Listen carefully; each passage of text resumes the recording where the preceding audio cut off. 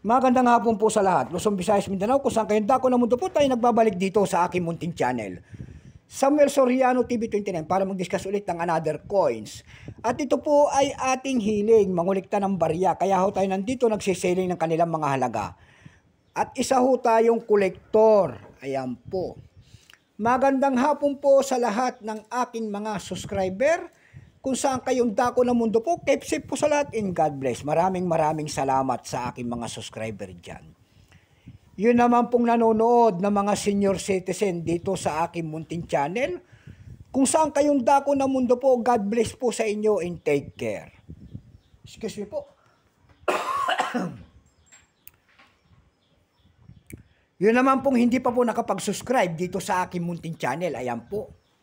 At malaking tulong na po yung gagawin ninyo tulad ng pagpindot ng ating subscribe button, like and share para ma-update po kayo sa mga litis ko pang gagawin mga video po. Ayan. Ang pag-usapan po natin ngayon ay 1 peso po. Ayan. Year 1991, makikita nyo po ang isang imahe ng isang lalaki nakaharap po sa kanang bahagi.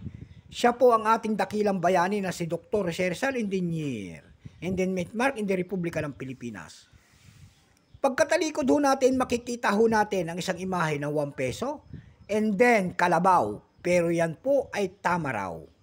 Ang scientific name po niyan, ayan, kitang-kita pa, Amnoa mendorensis. Bago tayo magsimula sa ating talakayan, kilalanin mo muna natin siya, siyempre po. Issue po Philippines, Period Republic 1946 up to date po, type standard circulation coins. Years 1991 hanggang 1994, 4 na taon lamang po ito. Value nito 1 peso. Ayan. Ito po ay small type. Mayroon large type po ito. Pero ito ay small type. Currency piso 1967 up to date po. Composition po nito is stainless steel. May bigat po itong 4 grams. May haba pong 21.6 mm. May kapal po naman itong 1.7 mm. Orientation niya may dal alignment. Itinigil ang paggamit nito noong January 2, 1998. Number N-467. Reference number KM-243-2. Ito pong year 1991, ito po ay 30%. Ayan. Wala pa pong maipakita ang ating Bangko Sentral kung ilang piraso ang ginawa sa barya na ito. Pero may price na doon sa ating numista.com. Ayan.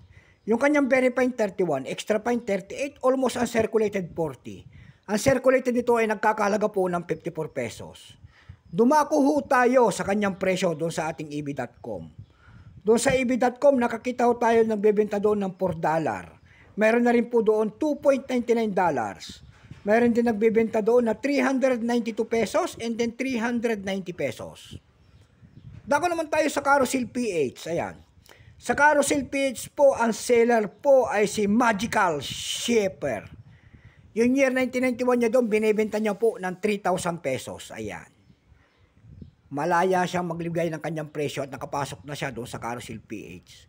Meron naman tayo nakita doon ng 150 pesos na nagbebenta. Yung pinakamaliit po ay 80 pesos. Ayan lamang po ang aking may babahaging kanyang presyo.